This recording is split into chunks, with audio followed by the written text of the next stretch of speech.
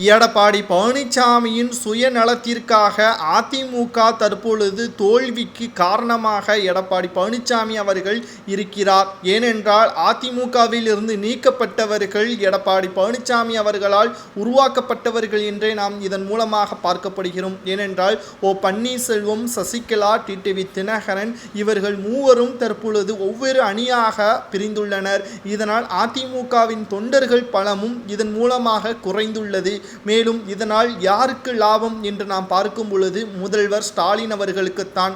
அதாவது திமுகவிற்கு இதன் மூலமாக மிகப்பெரிய ஒரு லாபம், அதிமுகவில் எடப்பாடி பழனிசாமி அவர்களுக்கு லாபம் என்றால் பொதுச் செயலாளர் பதவி மட்டும்தான். இதன் மூலமாக பாஜகவும் தற்பொழுது கூட்டணியிலிருந்து கிடையாது என்று கூறிவிட்டது.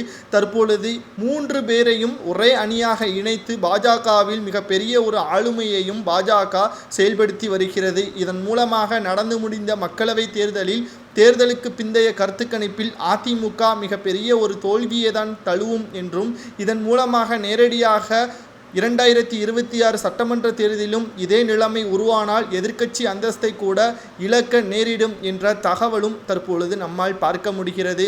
ஒரே ஒருவர் செய்த தவறு, எடப்பாடி பழனிசாமி தன்னுடைய பொதுச் செயலாளர் பதவியை தக்க வைத்துக் கொள்ள வேண்டும் என்பதற்காக செய்த மிகப்பெரிய ஒரு தவறு அதிமுகவையே புரட்டி போடும் விதமாக மாறிவிட்டது என்றும் அரசியல் கட்சி தலைவர்களும் அரசியல் கட்சி விமர்சகர்களும் தற்பொழுது கூறி வருகிறார்கள்.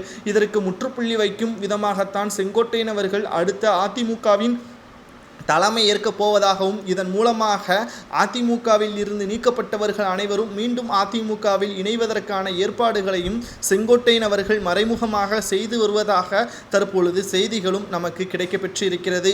இந்த செய்தி எடப்பாடி பழனிசாமி அவர்களுக்கு தெரிந்தவுடன் தான் கேரளாவில் இருந்து அவசரமாக தமிழகத்திற்கு வந்ததோடு மட்டுமல்லாமல் ஆலோசனை கூட்டத்தை நடத்தியும் உள்ளார். ஆனால் எந்த ஒரு பயனும் இல்லை. எடப்பாடி பழனிசாமியை யாரும் மதிக்கவும் இல்லை. இதன் மூலமாக ஜூன் 4 தேதிக்கு பிறகு எடப்பாடி பழனிசாமி அவர்கள் அதிமுகவில் இருந்து நீக்கப்படுவதோடு மட்டுமல்லாமல் மிகப்பெரிய ஒரு கேள்விக்குறியாக நிலைமை அவருக்கு உருவாகும். 2021 ஆண்டுக்கு முன்பாக அவர் 2 ஆண்டுகால அதிமுகவின் தலைமை ஏற்று முதல்வராக பதவியேற்ற பொழுது செய்த ஊழல்களும் டெண்டர் ஊழல் முறைகேடும் அவரை சுற்றி கொண்டுதான் தற்பொழுது வரை இருக்கிறது. அனைத்திற்கும் அவர் பதிலளிக்க வேண்டும் என்றும் தற்பொழுது பன்னீர்செல்வத்தின் ஆதரவாளராக இருக்கக்கூடிய வைத்திலிங்கம் அவர்கள் கூறியுள்ளார். அனைத்தையும் பார்க்கும் பொழுது நிச்சயமாக ஜூன் 4 தேதிக்கு பிறகு அதிமுகவில் மிகப்பெரிய ஒரு கலவரம் வெடிக்கும். அதை யாராலும் மாற்ற முடியாது என்ற செய்தியை தான் நாம் பார்த்து கொண்டிருக்கிறோம். செங்கோட்டையன் தலைமையேற்றால் அதிமுக சிறப்பாக செயல்படுமா என்பதை கமெண்டில் கூறுங்கள்.